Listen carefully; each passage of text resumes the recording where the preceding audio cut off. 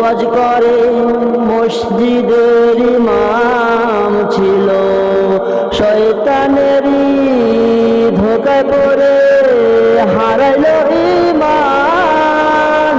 কত মানুষ ওয়াজ করে মসজিদের ইমাম ছিল, শয়তানেরই ধোকায় পড়ে হারাইল ঈমান।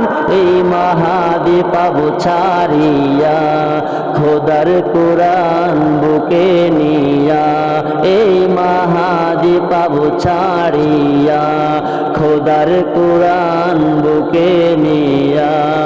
এ দুনিয়ায় পাইলোর সম্মান, আল্লাহ চাইলে সবই পারে।